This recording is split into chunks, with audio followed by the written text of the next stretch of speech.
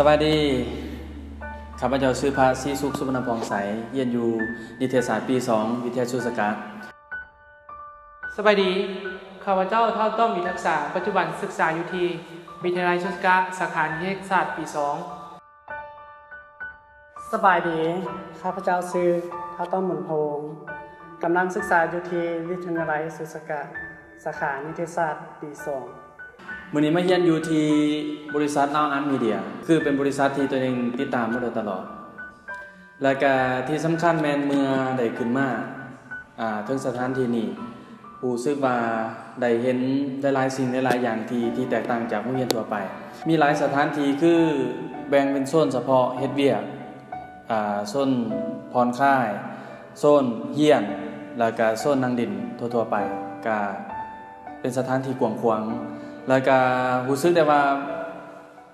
ได้รับอรรถรสพิเศษจากสถานที่นี้เพราะว่าเฮ็ดให้เฮารู้สึกผ่อนคลายเฮียนแล้วบ่อึดอัดถือว่าเป็นสถานที่ที่สุดยอดหลายถ้าว่าถึงอาจารย์ที่มาสอนพวกเขารู้สึกอาจารย์เพิ่นเป็นกันเองกับพวกเขาหลายเวลาที่เฮาเฮ็ดผิดเพิ่นก็จะบอกเฮาว่าเจ้าเฮ็ดสิ่งนี้มันผิดเพิ่นก็จะสอนเฮาไปในตัวเลย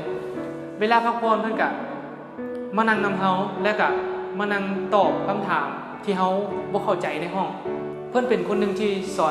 สอนได้ดีเลยถ้าในส่วนตัวได้คล้ายๆกับว่าเพิ่นให้เฮาเฮ็ดตัวจริงเลยเฮ็ดทุกอย่าง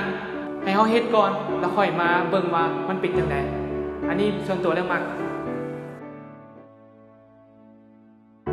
การที่เฮาได้ออกมาเรียนนอกสถานที่เฮ็ดให้ได้เปลี่ยนบรรยากาศได้พบ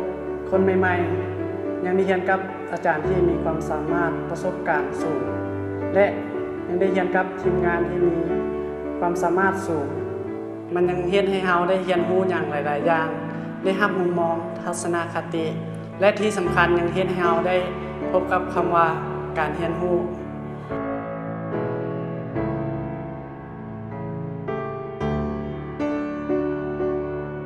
อาจารย์มักบอกพวกเขาเสมอว่าจงอย่าภูมิใจกับใบประกาศที่ได้มาแต่จงภูมิใจกับสิ่งที่พวกหลานได้เรียนรู้และสามารถลงมือปฏิบัติได้แท้เพราะว่าใบประกาศบ่ได้บอกว่าพวกหลานเฮ็ดเป็นหรือเฮ็ดได้แต่ว่าการเรียนรู้และการลงมือเฮ็ดต่างหากที่บ่งบอกถึงตัวตนของพวกหลาน